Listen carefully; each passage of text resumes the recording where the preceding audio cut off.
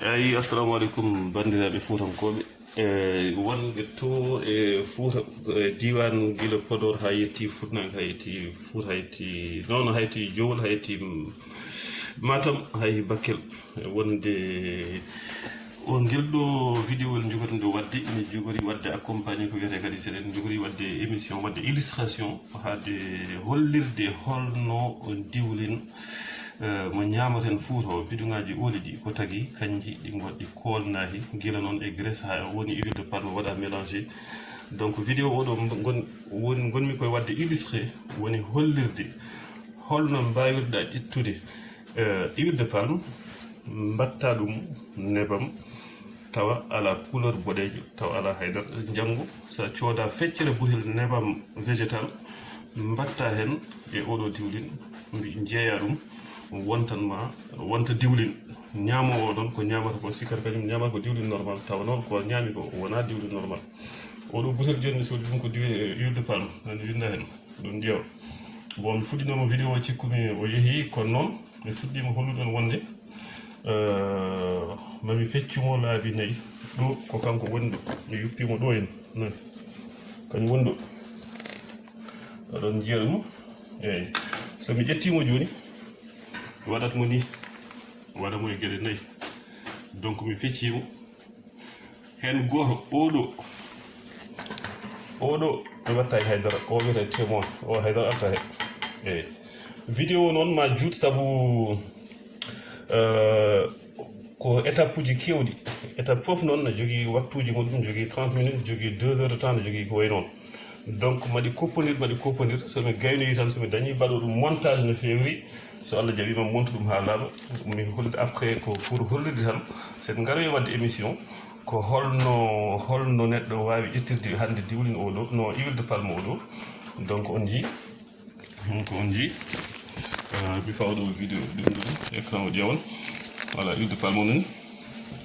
donc ɗiɗo foof mi fuɗɗima wadde hen nani ɗiɗi haddinimi butel goto donc butelaji nayyi ɗi kanji foof ɗi jiiɗa ko jogorimi wadde hen produit ɗi mbaɗan hen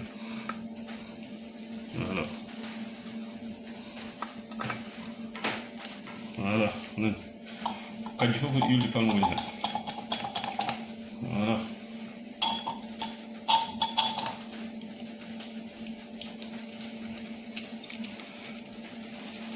kanji fof joni somi gayni oɗo kool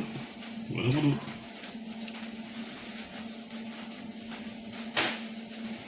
o waɗi rincé donc so waɗimo rincé mi gayni oɗo ko cohlunomi hen ko mi natti ɗum sohlude watta ɗum e ɗo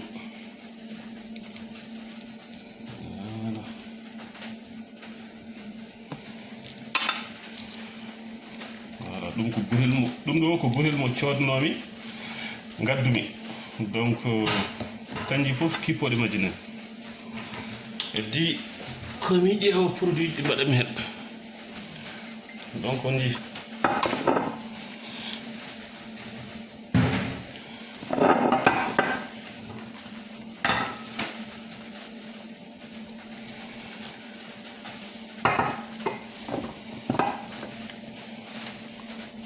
donc oɗo ko sulfate de phosphate on jii oɗo ko chlorure de calcium nan ɗo winda chlorure de calcium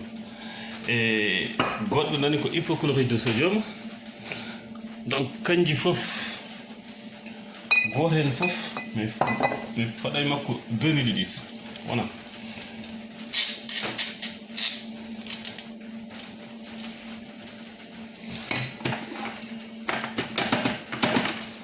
donc en mbino oɗo ko témoin o ko témoin o wonata témoin haydara ɓettake hen kanko wonata joni haade o itta ko wattata kanko jogori hollirde foof mbate foof ko mbatten ko fonori law keddiɗi eyyi ƴetten 2 millilitres voilà mbaɗen hen couleur o yahata joni noon nde wonno ko ma waɗe cuire ma defe mbimi ma defe so defama hano yarata ni ɗum ha waɗi 2 heures de temps mami hollon holto watti après so ɗum so dañi temps so ƴetti temps mo waɗat ɗum ƴettato ko nden jiya toon so defama pendant 2 heures de temps e température ɗi jiiɗa waɗama centrifugé waɗama séparation ha laaɓi somi gayni joni mami kuppo ɗo vidéo mi hollon vidéo goɗɗo woni gueɗe ɗe mbaɗami ɗe foof donc vidéo ji guila teddani tan o woni 5 minutes eyyi mi kuppamo ɗo continue han on jiiɗi ɗo fof ko joɓɓo ko watte hen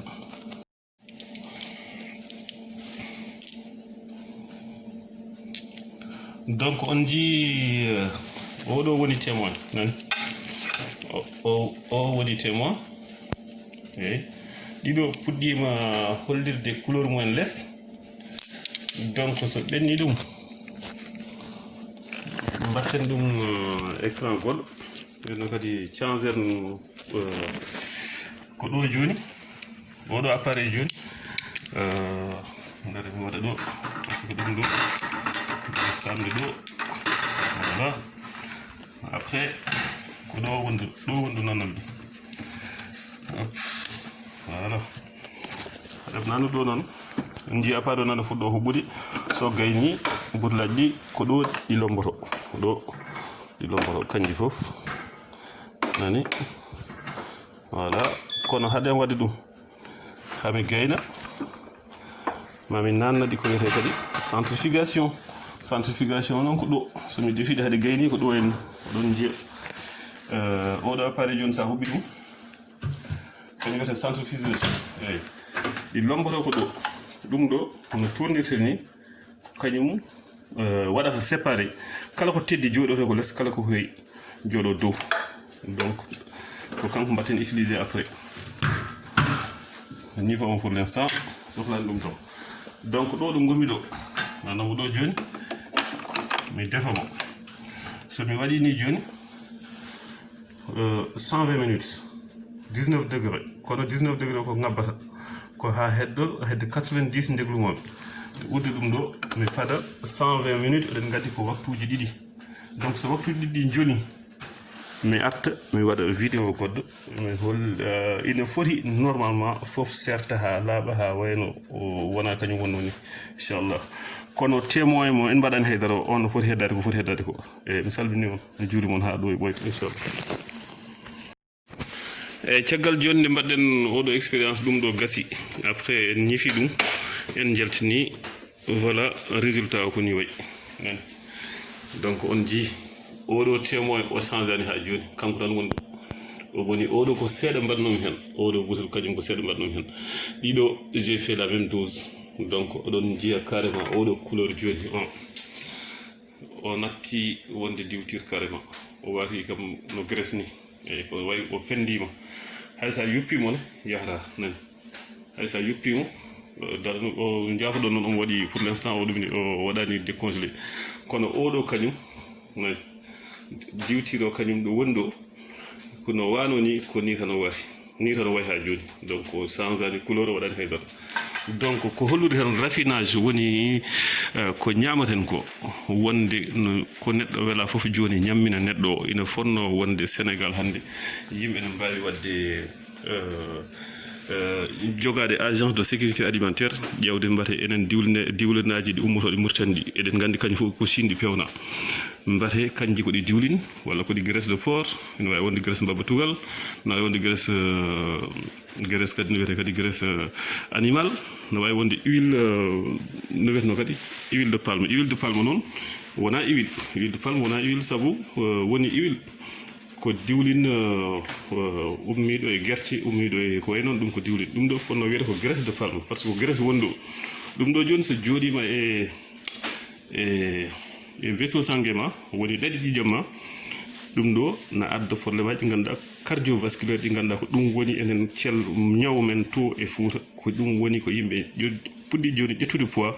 kala mo jiiɗa joni ina jogui poids tawa noon ko ɗiɗo graisse aji gaddi ɗum kadi kala mo jiiɗa kadi tawa kadi ina jogui probléme ɓerde probléme koyɗe ɓuutoji probléme tout ça donc eɗen poti yewtude e ko way noon e rentinde yimɓeɓe par ce que dabbude nan ara eɗen gandi diwlin Mauritanie o sa soodimo sa joƴƴinimo tan feccere nde foof joɗoto ko less eyyi ɗum ɗo ko vidéo tan mo ganduɗa mi waɗini ɗum pour yidde tan famminde yimɓe ɓe holko woni no wiyetno kadi holko serndi graisse holko serdata graisse holko serdata graisse e diwlin holko kadi ko woni hen danger o eyi dai donc onon jiiri guila moon ko ɗum ɗo woni ɗo ɗo botel woni ɗo donc mi salmini on mami addoy ɗum e émission goto pour hollirde ko illustration tan tokos eyi par ce que liggey usine ko waɗata ko ɗum tan kono noon usine kañum jogui moyen ji goɗɗi ko étape uji kewɗi donc ko mbaɗmi ɗo ko seeɗa tan fewde tan e serndude ittude couleur o eyi kamɓe ɓe ittata couleur o ɓe itta goɗɗum ɓe itta goɗɗum donc mi salmini on fof juurimon j' espère que vidéo ma woɗɓe naafi kadi yimɓe mbawa rentade salmini on juurimon